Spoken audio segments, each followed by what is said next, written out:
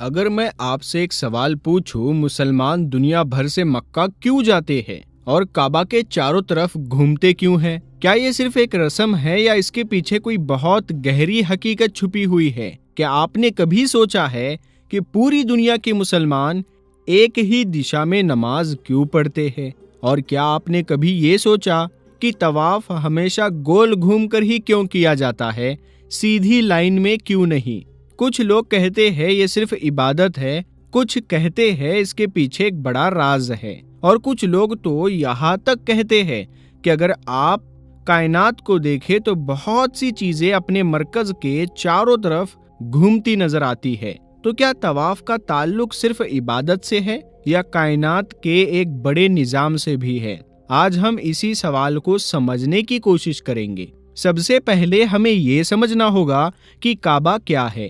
بہت لوگ سمجھتے ہیں کہ کعبہ صرف ایک بلڈنگ ہے، لیکن اصل میں کعبہ صرف ایک عمارت نہیں ہے، بلکہ یہ پوری دنیا کے مسلمانوں کے لیے توحید کا مرکز ہے، یعنی اللہ کی عبادت کا سینٹر۔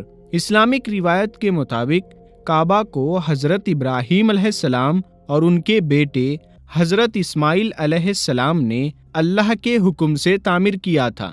قرآن میں آتا ہے کہ جب ابراہیم اور اسماعیل کعبہ کی دیواریں اٹھا رہے تھے تو وہ دعا کر رہے تھے کہ اے اللہ، ہماری اس خدمت کو قبول فرما۔ اس کا مطلب یہ ہے کہ کعبہ کی تعمیر کسی بادشاہ نے نہیں کروائی، کسی امیر آدمی نے نہیں بنائی، بلکہ ایک نبی نے اپنے بیٹے کے ساتھ مل کر اسے بنایا، اور اسے کسی قوم کے لیے نہیں بلکہ پوری انسانیت کے لیے عبادت کا گھر بنایا گیا۔ ایک اور بہت دلچسپ بات یہ ہے کہ کعبہ ہمیشہ سے ایسا کیوب شیپ نہیں تھا جیسا آج ہمیں دکھائی دیتا ہے۔ پرانے وقت میں کعبہ کی شکل تھوڑی الگ تھی، اور جو آدھا گول حصہ کعبہ کے پاس بنا ہوا ہے جسے حتیم کہتے ہیں، وہ اصل میں پرانے کعبہ کا حصہ مانا جاتا ہے۔ یعنی پہلے کعبہ تھوڑا بڑا تھا، بعد میں جب اسے دوبارہ بنایا گیا تو وہ حصہ باہر رہ گیا۔ اتہاس میں کعبہ کئی بار دوبارہ بنایا گیا،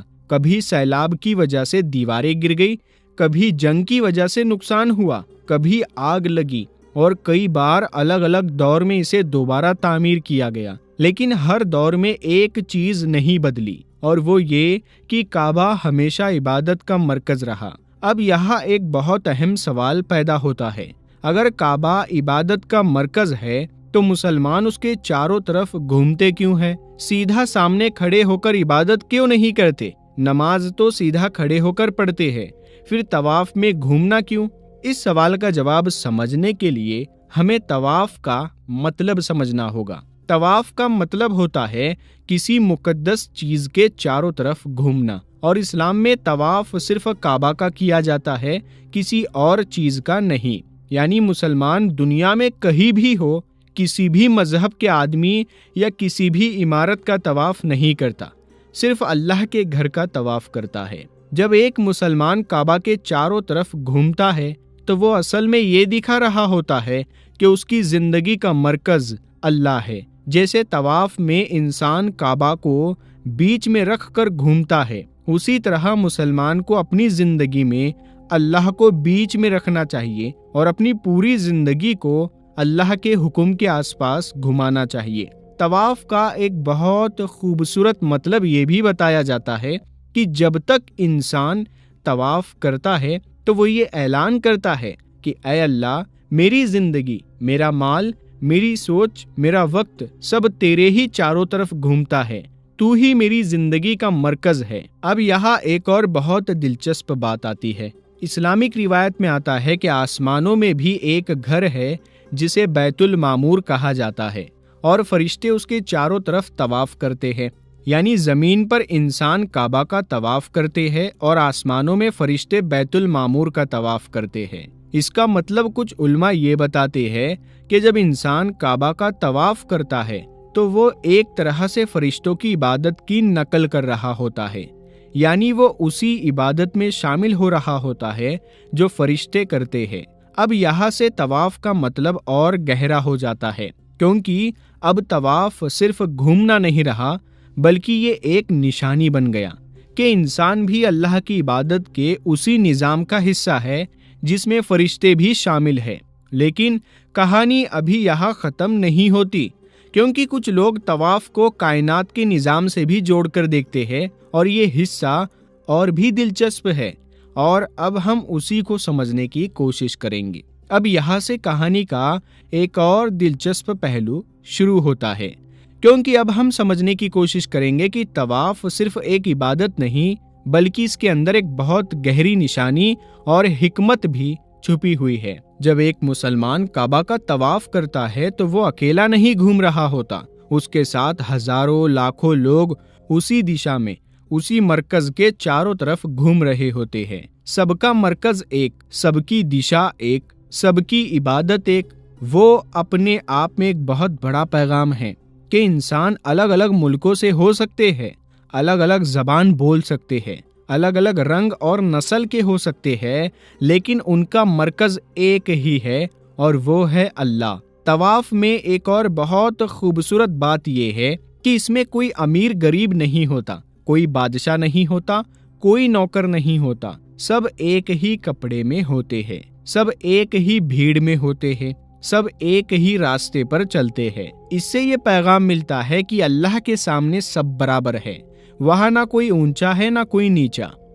اب ذرا ایک اور بات پر غور کریں، طواف ہمیشہ گول گھوم کر کیا جاتا ہے، اور ہمیشہ کعبہ بائیں طرف رہتا ہے، یعنی انسان کا دل کعبہ کی طرف رہتا ہے۔ کچھ علماء یہ بتاتے ہیں کہ طواف کا یہ طریقہ انسان کو یہ یاد دلاتا ہے کہ اس کا دل ہمیشہ اللہ کی طرف ہونا چاہیے۔ اب اگر ہم دنیا کو دھیان سے دیکھیں تو ہمیں ایک عجیب سی چیز نظر آتی ہے۔ بہت سی چیزیں اپنے مرکز کے چاروں طرف گھومتی ہے۔ چاند زمین کے چاروں طرف گھومتا ہے، زمین سورج کے چاروں طرف گھومتی ہے، سورج اپنی گیلیکسی کے اندر گھومتا ہے، اور گیلیکسی بھی حرکت میں ہے۔ یعنی بہت سی چیزیں اس کائنات میں سیدھی لائن میں نہیں چلتی، بلکہ گول حرکت کرتی ہے۔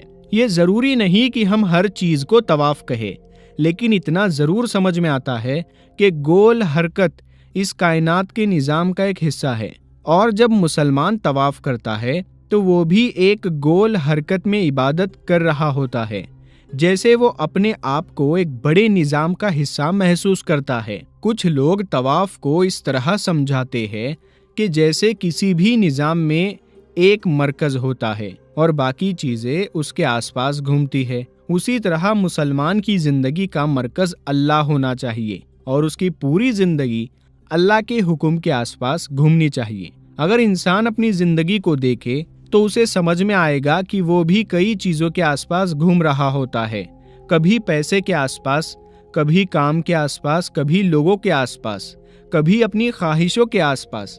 لیکن طواف انسان کو یہ یاد دلاتا ہے کہ اصل مرکز یہ سب چیزیں نہیں بلکہ اللہ ہے۔ جب انسان طواف کرتا ہے، بھیڑ میں چلتا ہے، دھکا لگتا ہے، پسینہ آتا ہے، تھکان ہوتی ہے، پھر بھی وہ چلتا رہتا ہے، تو اسے اپنی زندگی یاد آتی ہے کہ زندگی بھی ایک سفر ہے، اس میں بھی مشکلیں ہیں، دھکے ہیں، تھکان ہے، لیکن انسان کو اپنے مرکز سے دور نہیں ہونا چاہیے۔ طواف کا ایک اور بہت خوبصورت مطلب یہ بھی بتایا جاتا ہے کہ جب انسان طواف کرتا ہے تو وہ ایک طرح سے اپنی زندگی کا اعلان کرتا ہے کہ اے اللہ، میں تیرے گھر کے چاروں طرف گھوم رہا ہوں۔ اس کا مطلب یہ ہے کہ میری زندگی بھی تیرے حکموں کے چاروں طرف گھومے گی۔ اب یہاں ایک اور بہت دلچسپ بات ہے، جب انسان طواف کرتا ہے تو وہ ایک بھیڑ کا حصہ ہوتا ہے، لیکن پھر بھی وہ اپنی دعا خود کرتا ہے، اپنی باتیں خود کرتا ہے، اپنے گناہ خود یاد کرتا ہے، اپنی ضرورتیں خود مانگتا ہے۔ یعنی وہ بھیڑ میں ہوتا ہے لیکن پھر بھی اللہ سے اکیلے بات کر رہا ہوتا ہے۔ یہ بھی زندگی کی طرح ہے۔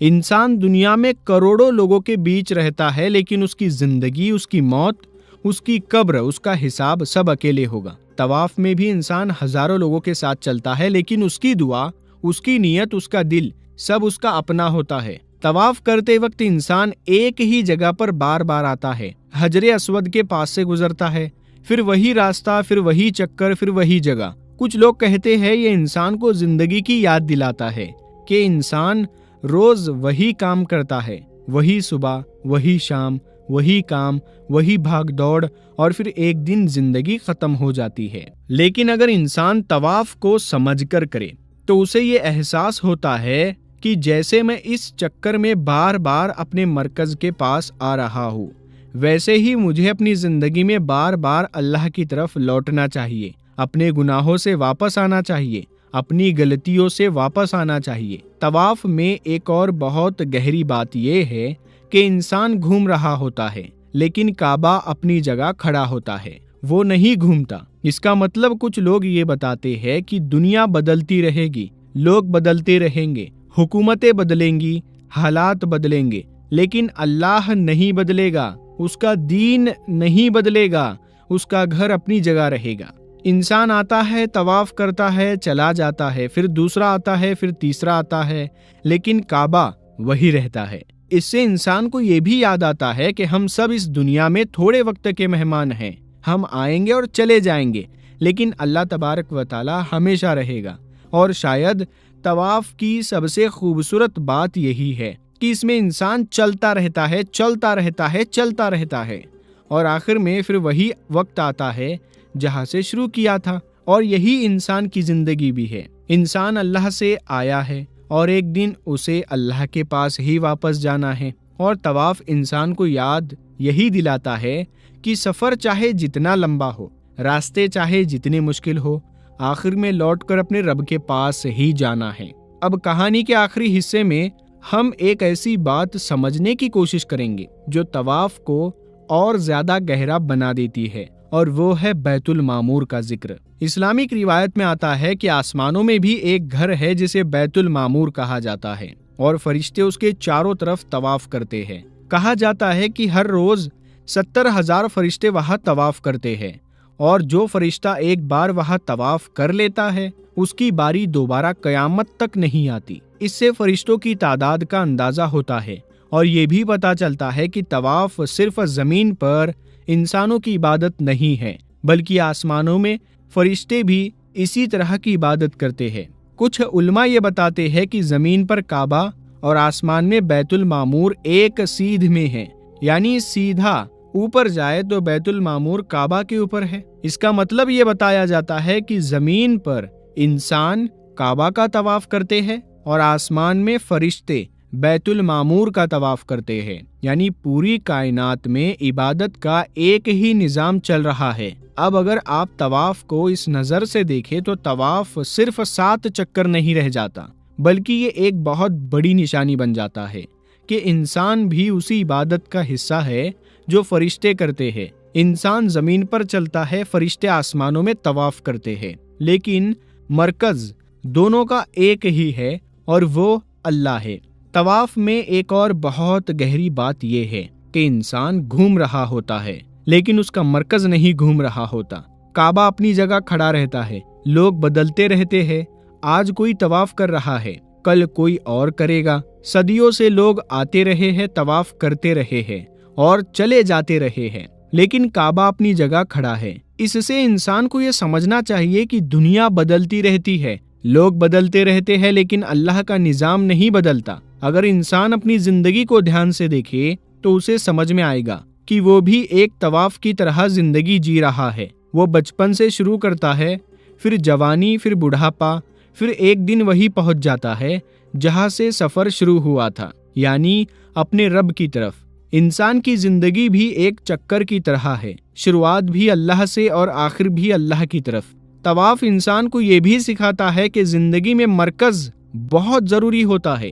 اگر زندگی کا کوئی مرکز نہ ہو تو انسان ادھر ادھر بھٹکتا رہتا ہے، کبھی پیسے کے پیچھے، کبھی شہرت کے پیچھے، کبھی لوگوں کے پیچھے، کبھی اپنی خواہشوں کے پیچھے۔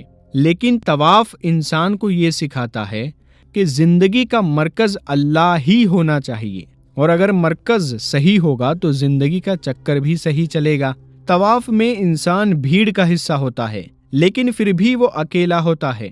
وہ اپنے گناہ یاد کرتا ہے، اپنی دعا کرتا ہے، اپنے آنسو بہاتا ہے، اپنے رب سے باتیں کرتا ہے۔ ہزاروں لوگ اس کے آس پاس ہوتے ہیں، لیکن اس کا رشتہ صرف اللہ سے ہوتا ہے۔ دوسرا کیا کر رہا ہے، وہ کیسے طواف کر رہا ہے، اسے پسینہ کتنا آیا ہے، اس کا احرام نکلا ہے یا نہیں نکلا ہے، وہ کچھ نہیں دیکھتا، وہ صرف اپنے اوپر فوکس کر کے رہا ہوتا ہے۔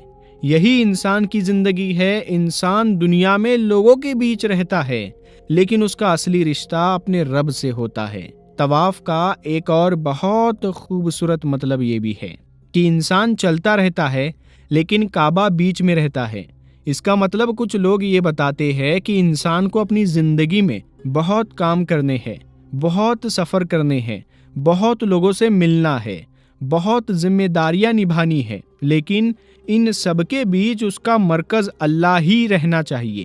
اگر مرکز اللہ نہیں رہے گا تو زندگی بکھر جائے گی، اور اگر مرکز اللہ ہی رہے گا تو زندگی صحیح راستے پر چلے گی۔ جب انسان طواف کرتا ہے تو وہ بار بار اسی جگہ سے گزرتا ہے، وہی راستہ، وہی چکر، وہی بھیڑ۔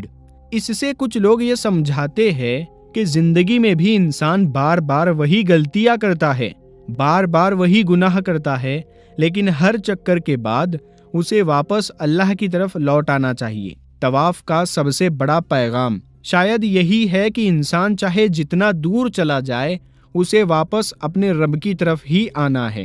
اگر اس پوری بات کو ایک لائن میں سمجھنا ہو تو طواف کا مطلب یہ ہے کہ انسان اپنی زندگی کا مرکز اللہ کو بنا لے اور اپنی پوری زندگی کو اللہ کے حکم کے آس پاس گھمائے۔ طواف ہمیں یہ سکھاتا ہے کہ ہم دنیا میں گھوم رہے ہیں، دوڑ رہے ہیں، کام کر رہے ہیں، پیسہ کما رہے ہیں، گھر بنا رہے ہیں، لیکن ہمیں بھولنا نہیں چاہیے کہ ہماری زندگی کا اصلی مرکز کیا ہے۔ ایک دن ایسا آئے گا جب ہم طواف نہیں کر پائیں گے، ہم چل نہیں پائیں گے، ہم بول نہیں پائیں گے۔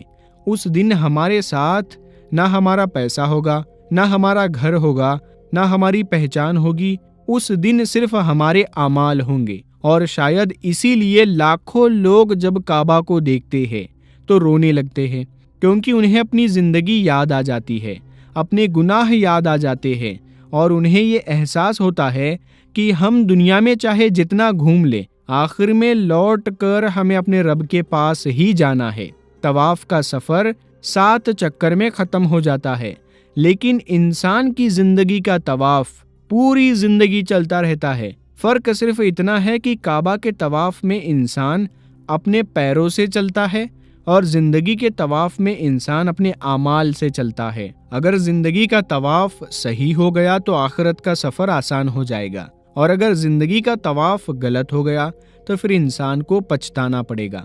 اسی لیے جب بھی طواف کی بات کرے تو صرف چکروں کو یاد نہ کرے، بلکہ اس پیغام کو یاد کرے جو طواف ہمیں سکھاتا ہے کہ زندگی گھومتی رہے، حالات بدلتے رہے، لوگ آتے جاتے رہے، لیکن ہمارا مرکز ہمیشہ اللہ ہی رہنا چاہیے۔